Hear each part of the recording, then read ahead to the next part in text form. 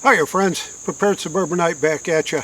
Hey, I think we've all heard the term Great Reset, the Great Narrative. We've heard of people like Klaus Schwab from the World Economic Forum.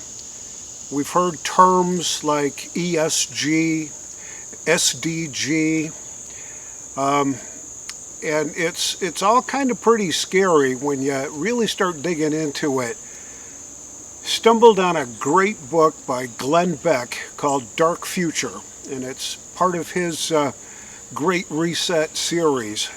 It may be the second or third book in that series, and I have learned quite an awful lot about what's really going on and why it's happening, I guess, at least from Glenn's perspective. It's a terrific read. He's a great writer, so I would encourage you to pick up the book. This is not a paid endorsement or anything like that. It's just that when I find something valuable, I want to share it with you all. So hang in there. I'll get into some detail right after this.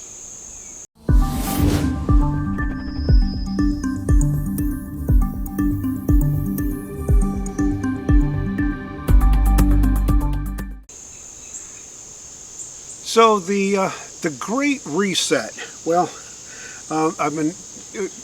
I searched through Glenn's book trying to find a really concise, very descriptive definition of the term Great Reset. And I think before we get to that, we need to take a look at what the Great Narrative is. See, the way I'm looking at it, the Great Narrative is the noun. It's the explanation. It's the what's going on. It's the blueprint. It's the guiding narrative. That's what the Great Narrative is. It's the guidance. It's the blueprint for the Great Reset, which is the verb. And that means to take action. And what the Great Reset is planned to do, in fact, I think they've already started it to a great degree, is that they want huge investments in spending, government kinds of spending, social spending, welfare programs and all that, but pointed directly at initiatives like the Green New Deal, which is broad-based and very encompassing. I think it's got everything to do with doing away with fracking, shutting down coal-burning power plants, shutting down the coal industry, making it darn near impossible for oil production to continue here in the United States, making it darn near impossible for the big oil companies to do exploration and refining of oil, which is part of our lifeline here. And coupled with that, I guess, at least according to Glenn's thinking, the second facet of the Great Reset are ESG metrics. And that's, whether it's ESG or SDC, and I'll get into what's going on logistically with that kind of stuff. But here's the question that I think really begs. This whole Great Reset, Great Narrative, World Economic Forum, the Klaus Schwabs of the world, this is all a very left-wing, all leftist kind of thinking and philosophy.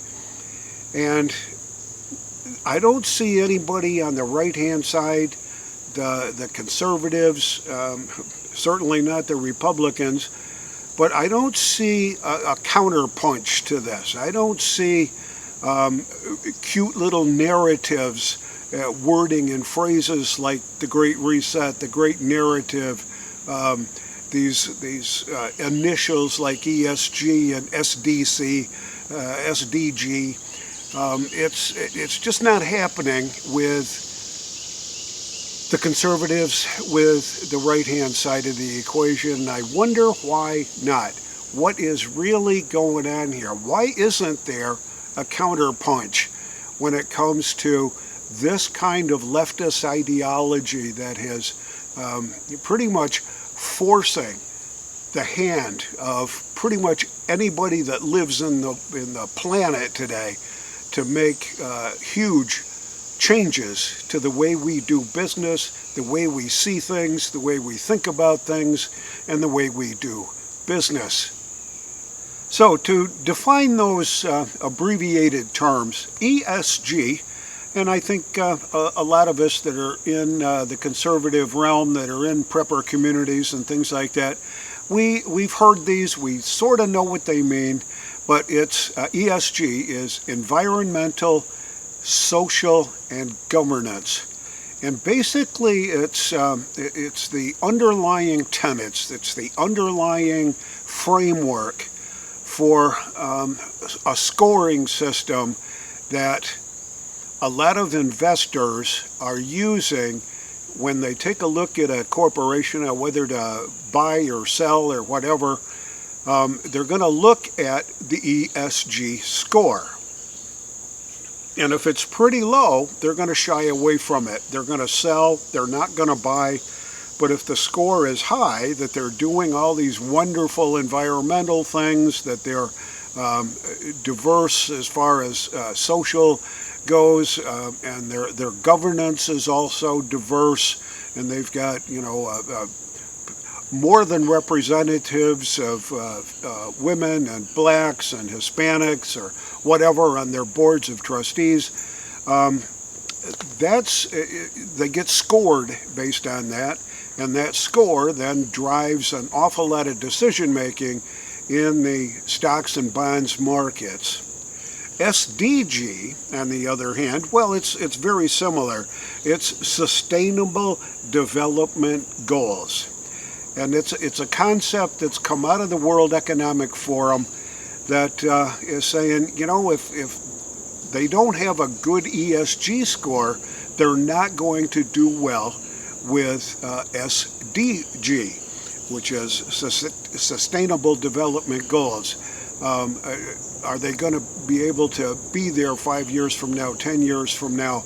Are they investing in the right kinds of diversity in their organization? Are they investing in environmental tasks? Are they set up to endorse the Green New Deal? Are they all voting very leftist and liberal in their thinking? Not really sure how it all fits together, but that's a basic understanding of what's going on. Those folks are all about inclusivity. They're all about equity, which does not mean equality, and it's all about safety. And I think you can take a look at what's going on with the challenges to the Second Amendment when they're talking about safety. That's one of the big things that they use to try to dismantle our God-given rights. Is, you can't be safe if that guy over there's got a gun. So doesn't matter that the guy without the gun is no longer safe at all, but they're pushing on this safety kind of a thing to become one of their guiding tenets for the future.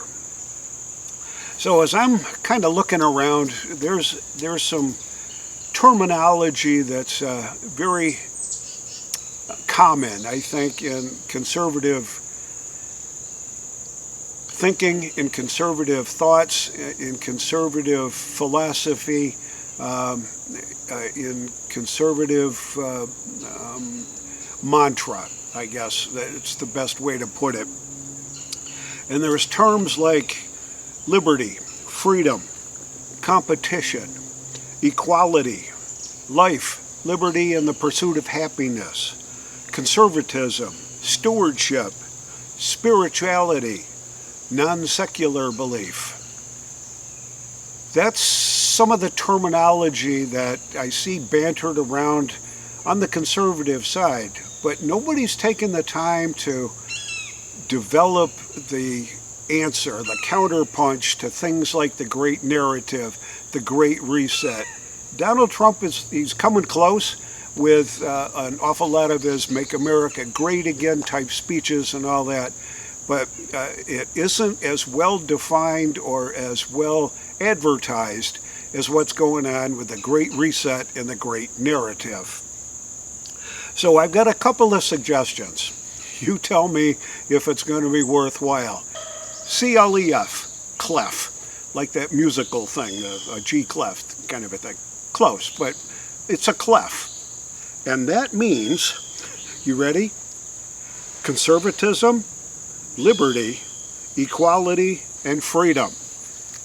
That should serve as a good starting point for the way we need to look at individual companies, individuals, philosophies. Do the philosophies and do those companies and do those individuals understand and support conservatism, liberty, equality, and freedom? And why can't we come up with a score like they've done with ESG scoring that allows investors, that allows individual people to take a look at companies and corporations to see what their clef score is, and let that be one of the determining factors in whether you want to invest in that company, whether you want to shop in that store. So it's a starting point.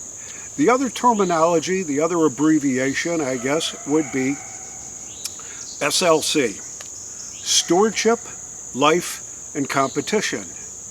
Very similar terms, but so is ESG and SDG. But SLC, meaning stewardship, life, and competition. Also another basic tenet from the conservative side of things, from the right-hand side of the issues, that can serve as a bottom line kind of a starting point for making decisions about where we're going to spend our money, where we're going to spend our investment dollar. So you've got a couple of different things going on here that we could, I think, try to capitalize on. We just need somebody that can certainly articulate this, and I'll vote for a combination between Glenn Beck, Dan Bongino, and Donald Trump to try to get this organization, to try to get this pushed in the right direction. If we don't counterpunch now, we're going to lose entirely.